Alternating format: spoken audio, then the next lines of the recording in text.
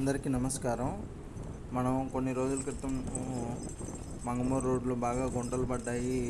3 కిలోమీటర్ల దూరంలో ఉన్నటువంటి రోడ్డు మొత్తం కూడా బాగా గుంటలు పడిందని చెప్పి మనం వీడియో చేశాము. వీడియో చేసి నా వంతు నేను బాధను వెళ్ళబుచ్చడం అయితే జరిగింది. అధికారుల దృష్టికి ఏమన్నా వెళ్తే బాగుంటుందేమో అన్న ఉద్దేశంతో కొన్ని నా వంతుగా వీడియోలు పెట్టడం కానీ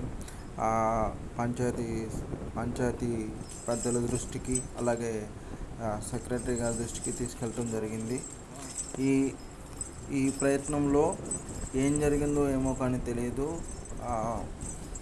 మన బాధల్ని వాళ్ళు పట్టించుకొని, మేము సొంతగా గుంటలు పడినప్పుడు కూడా కొన్ని మేమే పూడ్చుకొని ఇలా ఉంటుంది పరిస్థితి, మేము ఇబ్బంది పడుతున్నాము, రోడ్డు బాగాలేక గుంటలమయమైపోతుంది, ప్రాణాలు అరచేతుల్లో పెట్టుకొని స్కూల్ బస్సులు కానీ వాహన చోదకులు కానీ చాలా ఇబ్బంది పడుతున్నారని చెప్పి మేము వీడియో పెట్టాము.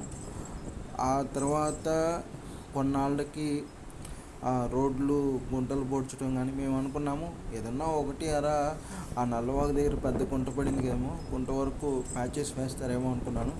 కానీ బ్రహ్మాండంగా అధికారులు స్పందించి ఎక్కడెక్కడైతే మేము సూచించామో 3 కిలోమీటర్ల వరకు కూడా రోడ్డు బాగా గుంటలమయమైంది అనుకున్నాము. ఆ 3 కిలోమీటర్ల యొక్క రేడియస్లో ఉన్నటువంటి గుంటలన్నీ కూడా ప్యాచెస్ వేశారు. అలాగే నల్లవాగులో ఉన్నటువంటి పెద్ద గుంట మేము సూచించినవి మరికొన్ని కూడా వాళ్ళు తీసుకొని వాటన్నిటిని కూడా పూడ్చారు.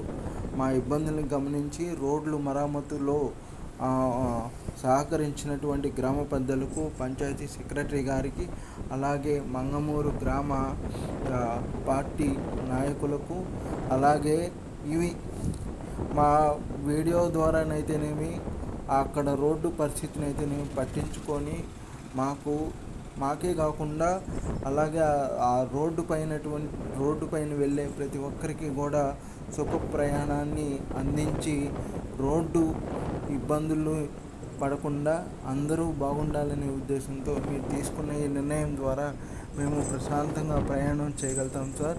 మీ సపోర్ట్ ఎప్పటికీ కూడా ప్రజలకి ఇలానే ఉండాలి. మేము మంగమూరు రోడ్లు బాగుపడతాయేమో అని గత 5-6 ఏళ్ల నుంచి ఎదురు చూస్తున్నాము. కానీ ఈసారి మాత్రం స్పందించి ఈ మాత్రమైనా సహకరించినందుకు ధన్యవాదాలు. ఈ ప్యాచెస్ మీరు పోర్చడం ద్వారా కనీసం ఇంకొక 2-3 ఏళ్ళైనా మేము ప్రశాంతంగా రోడ్ల మీద ప్రయాణం చేయగలుగుతాము, మా పనులు మేము పూర్తి చేయగలుగుతాము. మాకు ఈ సహకరించి రోడ్లన్నింటినీ కూడా బాగు చేసినందుకు ధన్యవాదాలు. మరి ఒక విన్నపం ఏంటంటే, రోడ్డు పక్కన కట్టెల పొయ్యి లేదు సార్. కట్టెల పొయ్యి కొన్నానికి మీరు ప్యాచెస్ వేసి వెళ్ళారు.